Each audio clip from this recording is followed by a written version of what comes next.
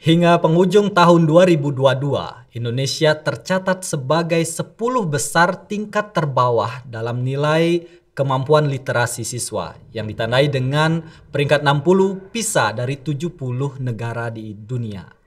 Hal ini bukan prestasi, tetapi merupakan sesuatu hal yang harus kita benahi bersama. Karena segala sesuatu adalah sumber belajar dan setiap tempat adalah ruang belajar, hari ini kita akan belajar di Private Class. Bersama seorang pegiat literasi, Kepala Perpustakaan SMA Negeri Bali Mandara, Ibu Emy Kertiasih.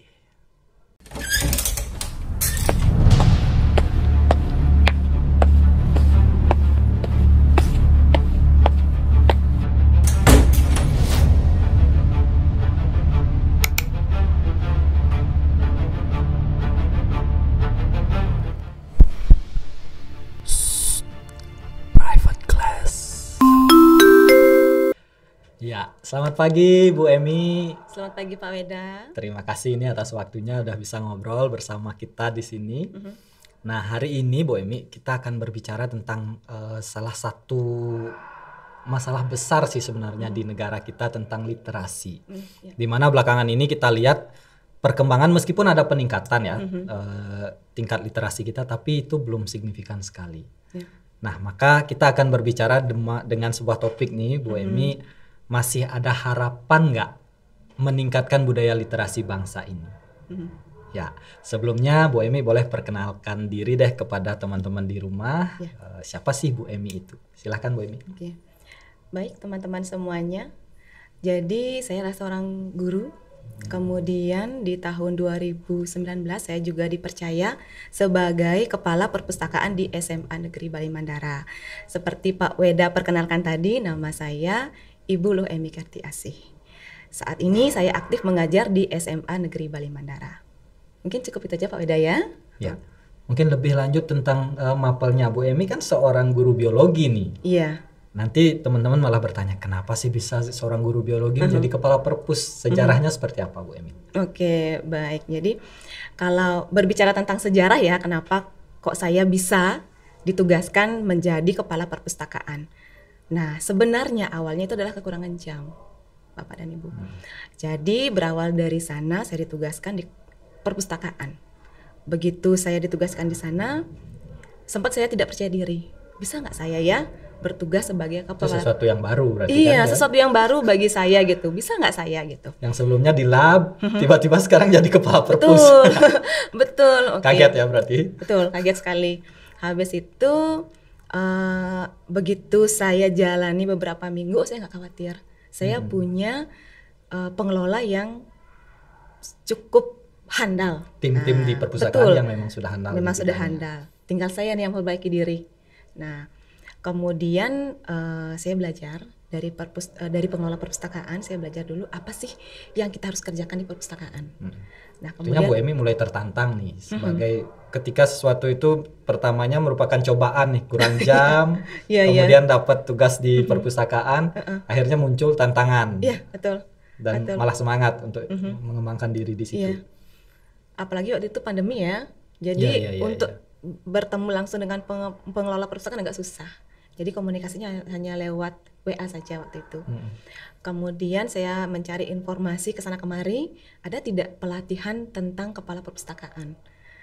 Nah, di tahun itu sebagai tanggung jawab pribadi nih, sebagai kepala perpus saya harus punya legalitas di situ. Dan akhirnya di tahun 2021 itu ada bukaan untuk diklat kepala perpustakaan. Selama 1 bulan secara daring, yang mengadakan adalah Universitas Negeri Malang. 1 bulan itu setara 80 JP-an ya? Atau 180 sampai 190. Wow. Diklatnya nggak main-main berarti ini teman-teman. Bu Emy sudah melalui proses yang begitu panjang selama 1 bulan diklat online hingga akhirnya sudah pegang sertifikat kepala perpustakaan. Iya. Awal dengan waktu itu berbayar nominalnya cukup besar. Kita lobby ke sekolah, belum ada dana, ya udah keluarkan dari kantong sendiri, toh juga untuk itu biaya mandiri berarti? Enggak, akhirnya biaya sekolah bisa di cover. Awalnya biaya sendiri nggak masalah lah gitu. Kemudian beberapa minggu kemudian dipanggil sama Pak Kepala Sekolah, Bu Emy ada berita baik gitu ya. ternyata bisa di cover, syukur. Yang awalnya nggak bisa di cover ternyata bisa di cover gitu. Nah dari sana saya banyak belajar tentang perpustakaan. Dibilang expert tidak juga, tapi paling tidak saya paham apa yang harus saya kerjakan di perpustakaan, begitu Pak Weda. Ya, dalam waktu 1 bulan saya yakin banyak hal yang sudah dipelajari dalam BIMTEK itu ya. Yeah. Nah tentu di BIMTEK itu sebagai pengelola perpustakaan, kepala perpustakaan pasti berbicara juga tentang literasi di luar dari pengelolaan perpustakaan itu sendiri. Yeah. Ya, nah terkait dengan pandangan Bu Emi nih tentang literasi, kita tahu pemerintah sedang gencar-gencarnya sih sebenarnya menumbuhkan budaya literasi di anak-anak kita. Tapi pandangan Bu Emi sendiri, setuju nggak sih tentang bahwa bangsa Indonesia ternyata ada di peringkat 60 nih dari 70 negara yang ikut tes PISA, dan kita ada di peringkat 60. Yeah. Kalau pandangannya Bu Emi, kaget atau memang wajar sih orang yang saya lihat seperti itu atau gimana? Iya. Pertama kaget pasti, wah ternyata kita berada di posisi itu ya gitu. Tapi ini saya berbicara sebagai seorang guru dan kepala perpustakaan. Nah awalnya tentu saya kaget, wah ternyata kita di peringkat itu ya. Kemudian kami di perpustakaan berpikir kembali, selama ini kan kita menjudge bahwa generasi kita literasinya kurang. Nah kalau saya sendiri tidak mencat bahwa literasi itu semakin menurun, tetapi kebiasaan literasi generasi kita lah yang berubah. Artinya memang kodrat zamannya memang seperti itu gitu. Iya, begini Pak Weda, selama saya menjadi pengelola perpustakaan, jadi saya mengamati begini, kalau tahun-tahun sebelumnya begitu anak-anak ke perpustakaan, yang mereka cari pertama kali itu adalah buku fisik. Yeah. Menuju rak. Nah, beberapa tahun belakangan ini mereka ke perpustakaan yang mereka cari itu adalah password wifi. Kemudian komputer. Komputer yang dicari. Nah, mereka bekerja di komputer, tak. Kita sempat ngintip nih. Yang dikerjakan apa sih? Iya, yang dikerjakan apa sih anak-anak gini gitu ya. Beberapa dari mereka ada yang mencari artikel. Sesuai lah dengan. Iya, sesuai menonton video. Oke, beberapa menonton video yang tidak berhubungan dengan pembelajaran, tapi beberapa mereka memang mencari video-video informatif. Kemudian ada yang juga mencari buku elektronik. Oke, itu ya yang saya garis bawah itu. Pergeserannya seperti itu. Iya, yang saya garis bawah itu. Dari saya berpikir, ternyata kebiasaan literasi mereka berubah ya. Jadi seolah-olah mereka nggak membaca, tetapi sebenarnya mereka membaca, hanya saja media yang mereka gunakan sekarang sudah bergeser. Nah, Bapak dan Ibu, kita harus menyadari bahwa generasi yang kita hadapi sekarang itu bukan generasi yang dulu-dulu, tapi generasi alpha. Nah, dan saya yakin Bapak Ibu semuanya pasti sudah tahu karakteristik generasi alpha itu apa. Salah satunya mereka ingin sesuatu yang serba cepat, simple, betul. Kemudian tidak mau ribet. Itu yang saya garis bawahi. Ternyata itu berpengaruh terhadap kebiasaan literasi mereka. Jarang sekali mereka mau ke perpustakaan ngambil buku fisik, mencari-cari gitu ya halaman per halaman. Nggak lagi kayak gitu. Mereka langsung ngetik di Google, klik, langsung keluar jawaban. Ketemu. Ya. Dan sementara di pandangan kita ini secara umum masih menganggap bahwa yang namanya literasi membaca buku. Itu yang masih sebenarnya itu sesuatu yang keliru berarti ya. Dalam hal ini literasi tidak mentok di buku fisik itu berarti ya Bu Emi. Betul. Jadi anak-anak tidak harus kita paksa membaca buku fisik. Walaupun memang ada perbedaan proses ketika mereka baca buku fisik dengan mencari informasi di internet. Nah, proses penemuannya ya. Betul, proses penemuannya dan pengawasan yang kita perlukan di anak-anak. Jadi dengan sumber informasi yang begitu banyak, begitu mudah mereka akses, artinya kita perlu menanamkan bagaimana agar anak-anak ini bisa menemukan informasi yang tepat. Iya. Tidak ada misinformasi, disinformasi seperti itu ya. Itu berarti masuk ke ranah literasi digitalnya. Iya, nantinya. Ya. Nah, kalau di perpustakaan sekolah sendiri di Semanbara, itu hal itu kan sudah mulai disadari oleh Bu Emi selaku kepala dan mungkin teman-teman pengelola juga. langkah-langkah yang kemudian ditempuh oleh sekolah, program-program perpus yang mengarah ke peningkatan literasi itu seperti apa? Iya. Oke, Pak Weda. Jadi saya akan berbicara inovasi yang sudah kami lakukan dan inovasi yang akan kami lakukan. Nah, yang sudah kami lakukan itu adalah pertama kita evaluasi dulu dari segi fasilitas. Sementara yang kita kembangkan selama ini kan perpustakaan fisik, Pak Weda ya. Kita lupa bahwa anak-anak yang kita hadapi itu yang seperti saya katakan tadi, maka perlu kita mengembangkan fasilitas lain. Mungkin salah satunya itu adalah perpustakaan digital. Ya, jadi mungkin teman-teman atau Bapak Ibu di luaran sana itu berpikir untuk membuat perpustakaan digital perlu dana yang cukup banyak. Nah, tapi sebenarnya kita bisa membuat dari aplikasi-aplikasi yang sudah ada. Kita ramu membuat perpustakaan digital. Nah, sebenarnya perpustakaan digital ini muncul itu karena adanya pandemi. Lagi-lagi pandemi ya. Ada masalah, ada tantangan. Bagaimana kita menjawab tantangan itu ya. Saya ingat inovasi pertama Bu Emi menjabat, kemudian langsung launching perpustakaan digital kita. Yang waktu itu mulai dengan e-book versi sederhananya adalah PDF. betul. Jadi betul. Jadi waktu itu Pak Nyoman Dartes selaku kepala sekolah masih menjabat. Beliau memberikan tantangan, Bu Emi, sekarang anak-anak di rumah. Kita punya program gerakan literasi sekolah. Salah satunya adalah silent reading. Gimana nih inovasi perpustakaan agar silent reading itu program itu tetap jalan gitu kan? Berpikir keras saya tidak menguasai teknologi. Tapi saya punya pengelola nih. Pengelola saya lulusan IT. S1-nya SMK. SMK. SMK. Tapi menguasai komputer. Oke. Saya waktu itu bilang ke pengelola, gimana kalau kita buat itu? Gitu kan? Idenya dari saya, tapi eksekusinya mereka, Pak Eda. Kemudian mereka bilang, Bu Emi, kita baru sampai di sini. Launching aja nggak apa-apa gitu kan?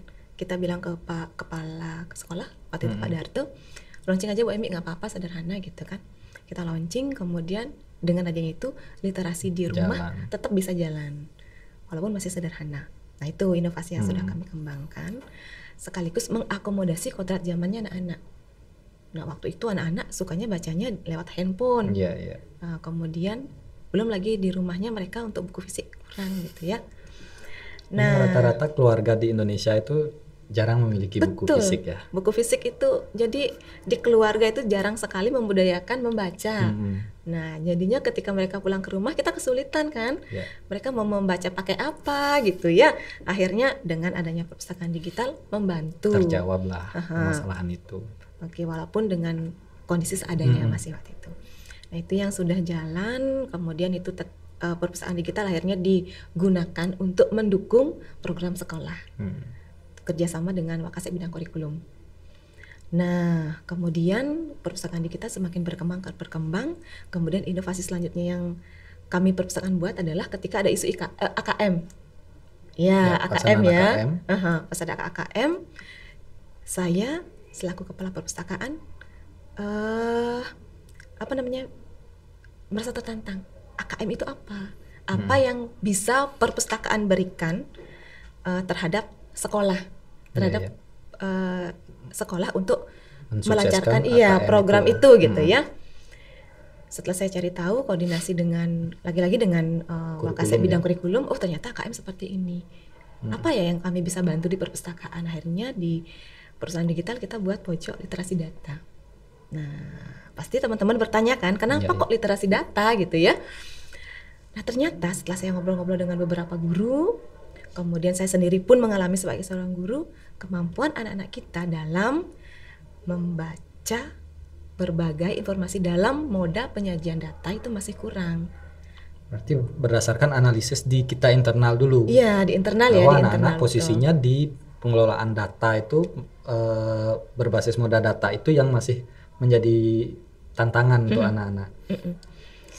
Jadi ketika saya mengajar di kelas dan beberapa teman guru juga menyadari guru di sini ya waktu itu ketika mereka ditampilkan data dalam bentuk tabel grafik, kemudian misalnya grafik, entah itu grafik diagram pie, batang itu memerlukan waktu yang cukup lama untuk mencerna. Oh, masih kurang ya gitu. Iya. Oke, kemudian selain membaca, ketika mereka menyajikan juga. Jadi ada membaca, menyajikan, Dalam dan bentuk tabel itu lagi. dan bagaimana mempergunakan data itu, informasi itu, Iya. informasi itu. Oh, itu yang masih kurang. Kami coba, ya, kemudian saya launching, kita lakukan selama sebulan, kurang lebih sebulan ya. Itu kita sisipkan pada saat waktu silent reading. Oke. Berhasil. Kenapa berhasil? Karena saya bilang ada peningkatan ya. Jadi ini bukan penelitian yang riset yang khusus gimana, tapi kita observasi itu berhasil. Nah, kemudian kita ada bentuk pojok data ini seperti apa? Jadi ada pojok tersendiri di perpustakaan digital. Jadi di sana kita taruh beberapa informasi dalam bentuk infografis. Jadi di infografis itu ada informasi dalam bentuk tabel, gambar, tulisan, kemudian ada juga diagramnya. Berarti paling tidak membiasakan anak-anak itu menemukan data dari situ ya, menemukan informasi dari data-data itu. Yang awalnya hanya data tulisan aja ya, narasi itu, kemudian kita biasakan mereka melihat informasi dalam bentuk lain. Nah, ada peningkatan. Namun, setelah kami evaluasi, kan setiap program terus kita ada evaluasi ya. Waktu pelaksanaannya kurang tepat. Yang dimaksud kurang tepat itu kan? Jadi kita punya program. GLS kita punya program namanya silent reading. Sebenarnya roh silent reading itu adalah agar anak-anak refresh. Jadi kita biarkan mereka membaca buku apapun yang mereka sukai. Tujuannya sebenarnya sih membiasakan mereka membaca, menumbuhkan budaya baca. Betul, dan suka membaca. Kalau di awal kita sudah kasih bacaan yang berat, mereka kan takut ya, masa sih yang kayak gini kita gini. Artinya kalau kita lihat sebenarnya kalau silent reading itu masih di literasi dasarnya. Iya, bagaimana menemukan mereka suka membaca saja dulu, kemudian memperbanyak kosakata itu aja dulu. Oh, ternyata waktunya kurang tepat nih. Kemudian kita evaluasi kapan ya waktu yang tepat. Kami waktu itu menemukan waktu yang tepat pada saat foundation. Matrikulasi di awal. Jadi sebelum mereka memulai pembelajaran di kelas, di awal mereka sudah dibiasakan untuk membaca informasi dalam berbagai moda penyajian data. Termasuk kita sisipi literasi digital di sana. Jadi bagaimana mereka memanfaatkan Google Classroom untuk belajar, bagaimana mereka menggunakan quizzes dan lain sebagainya. Nah, di sana. Dan tentunya nanti setelah ini jalan kita perlu evaluasi lagi Pak Weda gitu. Itu program yang sudah jalan, inovasi yang sudah kami lakukan. Kemudian inovasi yang akan kami lakukan itu adalah menjemput bola. Maksudnya menjemput bola itu? Iya, selama ini kan kita berharap siswa-siswa kita itu kan datang ke perpustakaan berbondong-bondong minjem buku gitu. Tapi sejauh ini kunjungan perpustakaan kita bagaimana kalau dibandingkan dengan perpustakaan lain? Kira-kira di atas rata-rata atau masih di bawah rata-rata? Di atas rata-rata. Masih di atas rata-rata. Kunjungannya di atas rata-rata, tapi peruntukannya ada sedikit perubahan. Yang tadi ya? Ya, yang tadi peruntukannya tidak lagi untuk membaca, ada yang hanya sekedar buat tugas. Sekedar. Karena secara fasilitas di perpustakaan cukup nyaman untuk belajar ya. Dan ada satu yang tidak dimanfaatkan oleh anak-anak. Di perpustakaan kita kan banyak ada brosur, ada majalah, dan itu brosurnya informasinya tentang perguruan tinggi. Kemudian di majalah-majalah itu juga ada bagaimana tips dan trik untuk tembus perguruan tinggi negeri yang notabene bagus ya, dan perguruan tinggi di luar negeri. Itu tidak tersentuh oleh anak-anak, padahal bagus. Nah, jadi sekarang kita mau sebar itu. Kita punya pojok baca, Bapak Ibu, dan pojok baca inilah yang akan kita maksimalkan. Yang awalnya kita hanya taruh buku-buku novel gitu ya. Sekarang kita ambil itu, kita cukup fokuskan di satu tempat yang seperti itu, kemudian kita sebar informasi-informasi itu ke beberapa ruangan, ke pojok baca yang sudah ada. Jadi kita istilahnya pengemasan ulang dari pojok baca yang sudah kemarin digagas, tetapi dari pandemi sih kayaknya pojok baca ini mulai terbengkalai, kemudian tidak terlalu diperhatikan. Ya, dan itu dikemas ulang sekarang. Dikemas ulang. Data-data ini akan seperti apa rencananya? Ya, penggunaannya akan seperti apa? Jadi begini, kemarin. Nah, gini, Saya ceritakan dari awal dulu ya. Jadi sebenarnya pojok baca itu ada aturannya. Per pojok baca, perpustakaan kelas ada aturannya di Perpusnas. Ternyata selama ini kami Kita belum salah. memperhatikan. Iya, belum memperhatikan rambu-rambu itu. Kalau kita memperhatikan rambu-rambu itu, agak susah ya. Karena pojok baca kita tersebar di beberapa tempat. Kemudian sirkulasinya harus melalui perpustakaan. Nah, untuk itu pojok baca yang sesuai standar kita akan buat satu yang bagus, kemudian sisanya spot-spot yang kemarin yang tetap sudah jalan. Kita punya tetap jalan, tetapi peruntukannya kita bedakan. Jadi brosur tentang kampus, kemudian majalah-majalah yang dari konjen-konjen dari konjen Jepang, dari konjen India itu kita transfer ke sana. Jadi itu tidak akan menyalahi aturan. Tetapi tetap bisa dimanfaatkan. Kemudian informasi yang selama ini tidak disentuh oleh anak-anak di perpustakaan lebih mendekat ke anak-anak kita dekatkan. Itu ya istilahnya jemput bolanya tadi. Betul, jemput bola. Jadi anak-anak, kadang-kadang anak-anak sekarang saya katakan tadi, mereka ingin sesuatu yang instan, simple, cepat. Iya, benar. Jadi untuk nyari ke perpustakaan, nyari itu agak nggak mau mereka. Ya udah kita dampingi aja gitu. Nah, Bu Emi, saya lihat dari tadi itu Bu Emi kan secara literasi melalui BIMTEK, karena tugas juga sebagai kepala perpus pasti sangat perhatian dengan literasi dan dari berbagai jenjangnya, berbagai tingkatannya. Dan itu dijalankan di sekolah sebagai seorang guru, sebagai kepala perpustakaan. Nah, kalau boleh tahu nih, ketika akhirnya Bu Emi pulang dan ganti baju menjadi seorang ibu, hal ini bisa diterapkan nggak sih di rumah sendiri atau di lingkungan keluarga deh? Ya, bisa kalau kita memang niat untuk menghidupkan kultur itu di keluarga. Nah, mungkin kalau teman-teman yang sempat berkunjung ke asrama saya kan tinggal di asrama, ada pojok yang memang berisi buku-buku. Itu dibuat di asrama artinya gitu. Dibuat di asrama dan isi bukunya itu banyakan buku-buku cerita anak-anak, ya, dan beberapa buku yang berkaitan tentang bagaimana mengajar yang baik lah atau apa gitu ya. Kemudian saya juga tidak membatasi anak saya penggunaan gadget, Pak Weda. Malah tidak dibatasi? Bukan tidak dibatasi ya, tidak melarang. Ya. Jadi kan saya tidak melarang anak saya menggunakan HP. Saya berikan nonton YouTube, video gitu. Saya berikan waktu-waktu tertentu anak saya untuk menonton. Oh, tapi ada ininya, ada porsinya. Ada porsinya. Jadi pagi sampai sore saya tidak bekali handphone. Handphone digunakan ketika ada pengawasan saya dan juga ayahnya gitu ya. Karena bagaimanapun anak kita lahir di zaman teknologi ya. Kita nggak bisa pisahkan mereka dari teknologi ya. Yang bisa kita lakukan adalah mendampingi mereka. Saya berikan mereka, dia misalnya mau nonton apa yang anak-anak sukai, Cocomelon gitu ya, sekarang ya Cocomelon.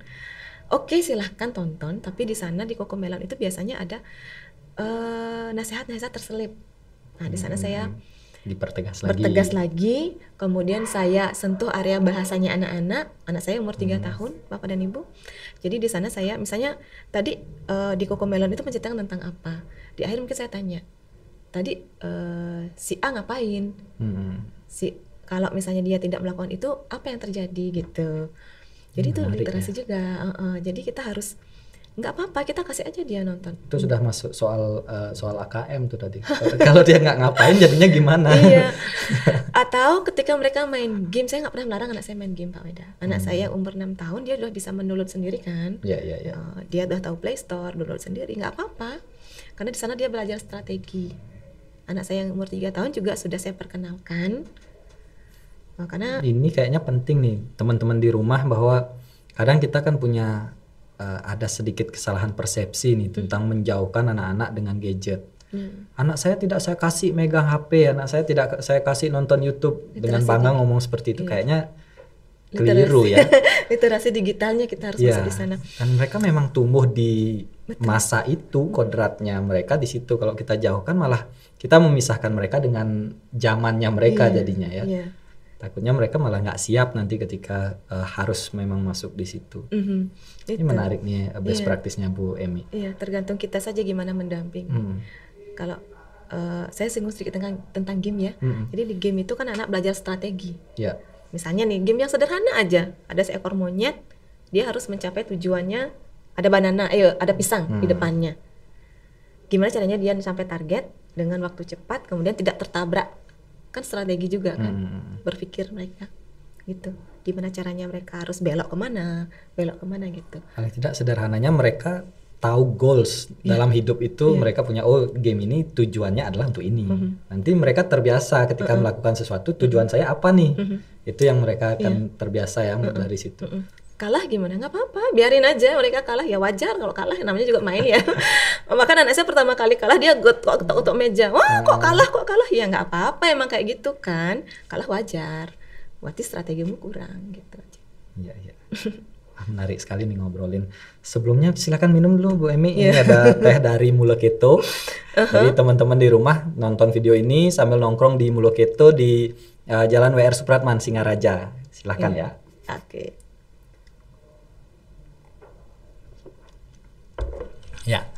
Jadi kita sudah ngobrol nih dengan Bu Emi tentang bagaimana yang dilakukan di sekolah, literasi seperti apa, kemudian di rumah juga Bu Emi sudah implementasikan langsung, dan teman-teman tadi sudah mendengar ya, salah satu best practice lah di rumah itu ketika kita punya anak kecil usia 6 tahun, 3 tahun, bagaimana penggunaan gadgetnya.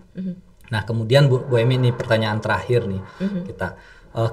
Setelah melihat kemudian apa yang sudah Bu Emi lakukan di sekolah dan dampaknya seperti apa kepada anak-anak, apa yang Bu Emi lakukan di rumah dan dampaknya seperti apa dengan anaknya Bu Emi, sebenarnya kita punya harapan nggak sih bangsa ini literasinya meningkat? Oke. Berbicara harapan ya Pak Weda, jadi saya bilang ada harapan. Ada harapan. Asal kita sebagai pelaku pendidikan ya, orang dewasa yang punya hak dan kewajiban untuk mengawasi itu, punya keyakinan dulu, yakin dulu. Saya garis bawahi, pelaku pendidikan bukan hanya guru ya, Iya. nanti ke guru aja. Orang tua adalah pelaku pendidikan di keluarga. Jadi ini berlaku umum, artinya orang tua, guru di sekolah, orang tua di rumah, itu adalah pelaku pendidikan, harus memiliki keyakinan. Yakin dulu, kemudian ada action. Ada actionnya. Iya, harus ada action ya. Yakin tapi nggak ada action sia-sia. Kemudian lakukan secara konsisten. Dan yang paling terakhir, ingat sekali lagi Bapak Ibu, kita harus paham kodrat zamannya anak-anak. Makanya di awal tadi ketika pembuka Pak Weda nanya, apakah gimana pandangannya tentang literasi sekarang? Saya tidak bilang menurun, tidak bilang tambah jelek, enggak. Ada pergeseran. Iya, ada perubahan kebiasaan cara berliterasi. Itu yang harus kita pahami bersama, gitu ya. Ya, menarik sekali. Jadi kita mulai dari kita dulu, ketika membebankan tentang budaya literasi di generasi penerus kita, paling tidak kita mulai dari diri kita. Jangan sampai marah-marah ke anak suruh belajar sambil kita liatin YouTube di rumah. HP, iya. Nah belajar, tapi orang tuanya liatin HP terus. Nggak mungkin bisa diperbaiki berarti. Ya, mari bersama-sama kita tumbuhkan awareness terlebih dahulu. Bahwa satu, tadi saya sependapat sekali dengan Bu Emi, ini merupakan perubahan budaya literasi, bukan penurunan sih sebenarnya, tapi perubahan. Hal itu yang perlu kita sadari tentang posisinya di mana, anak-anak itu kodratnya seperti apa, dan apa yang bisa kita lakukan sebagai generasi yang lebih tua untuk membudayakan literasi itu kepada anak-anak kita. Ya, sangat menarik sekali ngobrol dengan Bu Emi. Dari Bu Emi ada yang ingin disampaikan lagi sebagai ucapan penutup? Ya, jadi saya di sini ingin menekankan sekali lagi bahwa untuk menumbuhkan literasi itu tidak bisa kita lakukan seorang diri. Jadi mari kita bersama-sama untuk menciptakan kondisi itu, baik di rumah, di sekolah, dan di masyarakat. Sebagai seorang pendidik, tentunya kita yang bisa kita perbaiki adalah di di sekolah dulu. Mungkin nanti setelah pulang ke rumah sebagai orang tua, kita perbaiki di lingkungan rumah. Nah, sebagai misalnya nanti ada Bapak Ibu yang berkecimpung di penggerak komunitas. Iya, penggerak komunitas atau dia memegang kendali di masyarakat.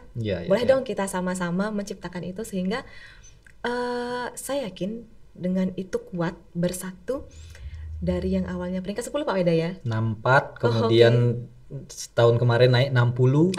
Ya udah ada peningkatan Ya, ya. ada peningkatan. Oke, ada peningkatan. Kita mungkin bisa naik di mana 50 lah ya. Iya. Kita nggak bisa langsung naik di 5 besar gitu. Sedikit demi sedikit kita perbaiki Bapak Ibu. Dan kita bersama-sama pasti bisa. Ya, Kita dan jawab. harapan itu selalu ada. Hari ini kita sudah belajar banyak sekali dengan Bu Emi sebagai Kepala Perpustakaan SMA Negeri Bali Mandara. Dan kita selalu yakin bahwa segala sesuatu adalah sumber belajar dan setiap ruang adalah ruang belajar. Dan hari ini kita sudah belajar di private class.